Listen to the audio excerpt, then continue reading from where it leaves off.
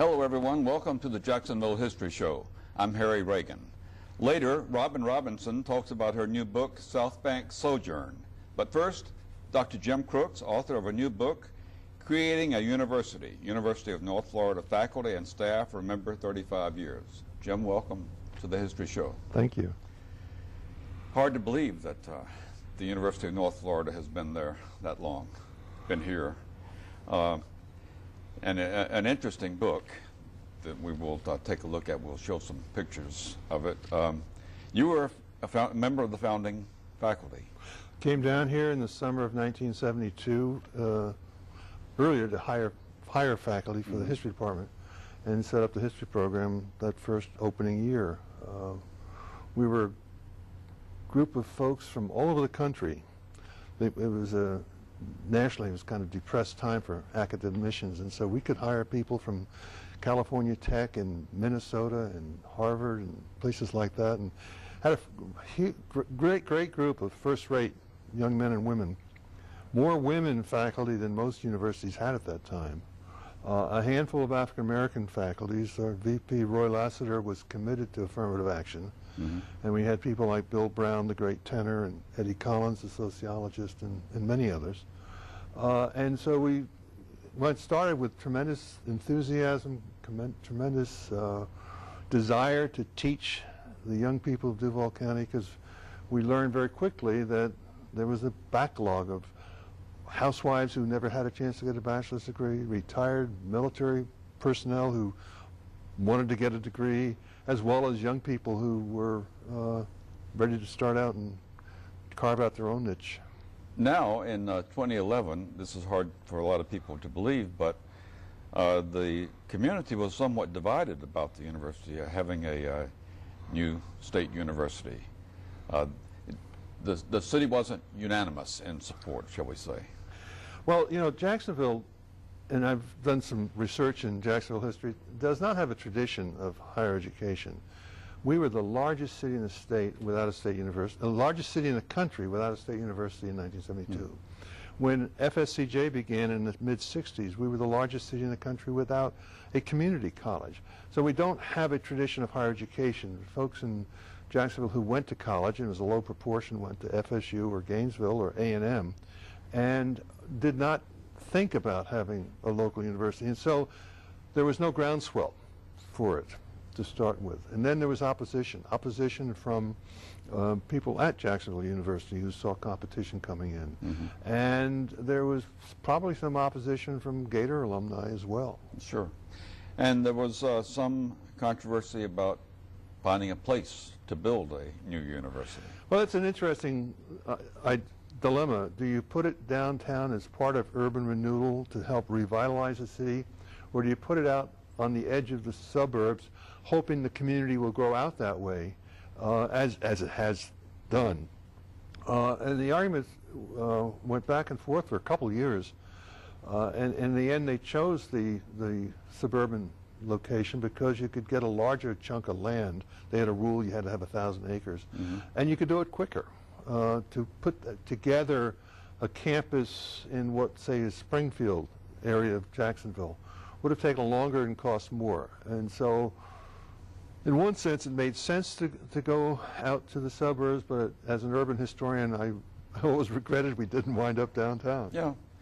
Now we have a photo, I think, of the groundbreaking, which was, what year are we talking about here? 1972. 1972. So at that point, I guess everybody realized there was going to be a university.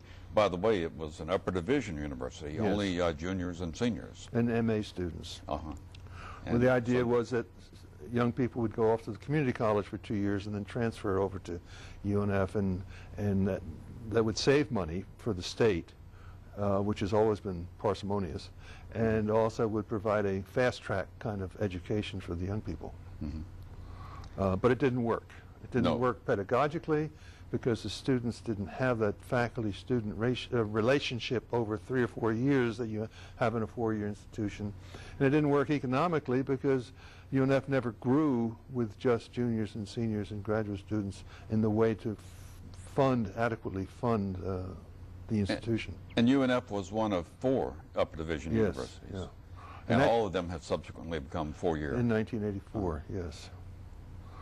That was another story, because when the decision was made to expand UNF to a 4-year institution, the decision also was made at that time by the legislature to annex UNF to the University of Florida, to make it a urban campus. Branch campus or something. Yeah. And if Governor Bob Graham hadn't vetoed it, we'd be now the University of Florida, Jacksonville. Most people at UNF are very glad that that didn't happen. More prestige with the University of Florida, but probably not priority funding. And we got a photo of the first, an aerial photo of the way the campus looked in the early days. I guess this would have been after that groundbreaking, maybe 2 years later. That would be in the first year, and it was a pretty rough-looking place. I mean, the buildings were just barely completed. The librarian Andrew Farkas remembered shelving 100,000 books in order to have the school open in October, without air conditioning, in the midst of August and September in the heat of the time, and it was quite a challenge. Not much of that 1,000 acres was used initially. There was a lot of wilderness still there. Well, Ward Hancock, who designed the campus layout, had a concept of the village university where the cars were all parked around the outside, and you'd walk in and you could walk. It created a sense of humanity, if you were. People were important to the founding fathers and mothers of this institution. And so a walking campus surrounded by the cars on the outside was the concept. And it worked very well. Now, of course, it's expanded much beyond that. And it was supposedly a commuter university. No one would be, there wouldn't be any dormitories, basically. There were no dormitories until the mid-'80s. And I guess in retrospect, that was an idea, but to be a university, it needs to be 24/7, doesn't it?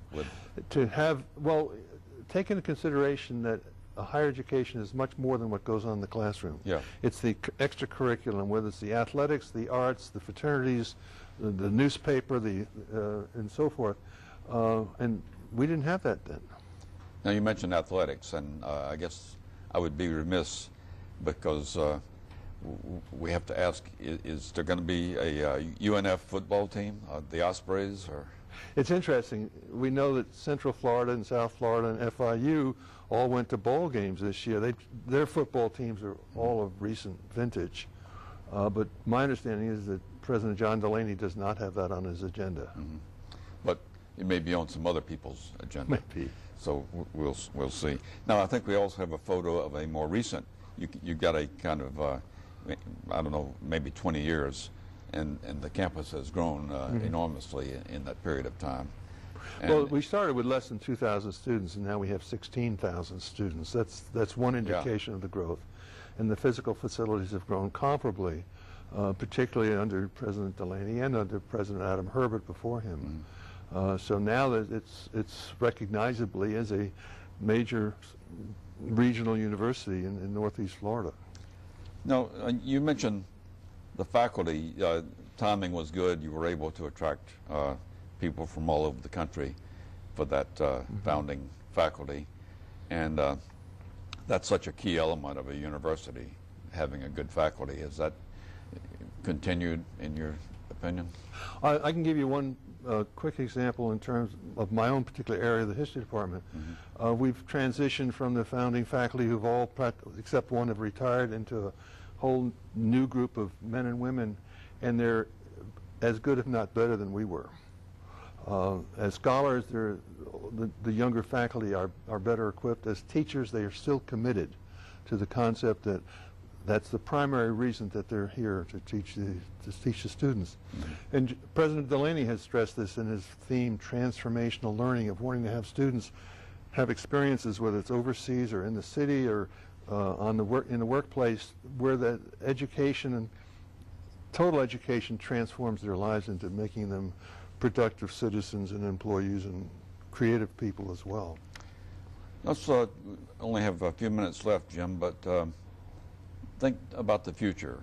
I guess the future of higher education altogether is a little bit of a question mark in the state of Florida, maybe elsewhere as well, because of funding issues. What do you see? Well, there's several different pieces to that. One piece, of course, is the funding. When we started out in the 70s, the state funded the entire operation. Nowadays, a large proportion of it comes from alumni and corporations and grants and so forth. I'm not sure what the percentage is.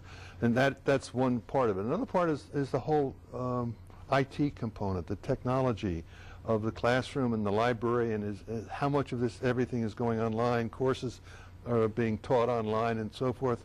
To what extent will that change the nature of education?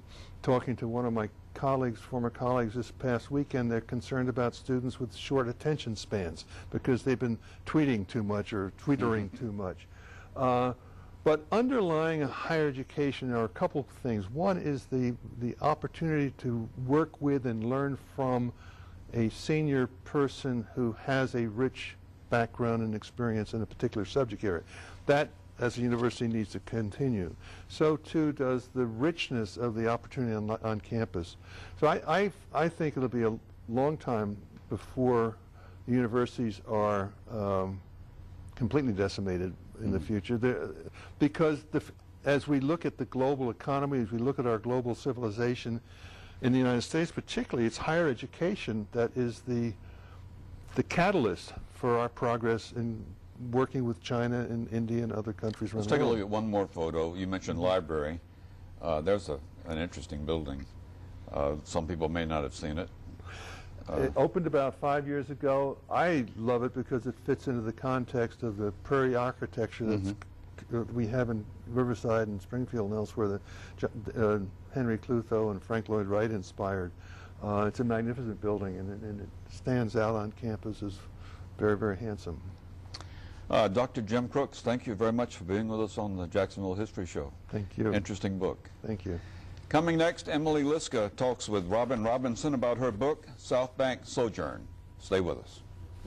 The Jacksonville Historical Society, preserving your city's history, protecting your city's treasures, advocating the restoration of Jacksonville landmarks, archiving a century of historical documents, collecting rare photographs, tens of thousands, creating the Merrill Museum House piece by piece, restoring Old St. Andrew's Church, receiving Florida Historical Society's top honors, publishing historical books, elegantly crafted, producing video histories, dramatically told, educating our citizens for decades, enlightening the generations to come, sponsoring tonight's special television presentation, and offering you the opportunity to become a part of Jacksonville history. Call 665-0064, visit jackshistory.com, and become a member of the Jacksonville Historical Society, celebrating 80 years serving our community.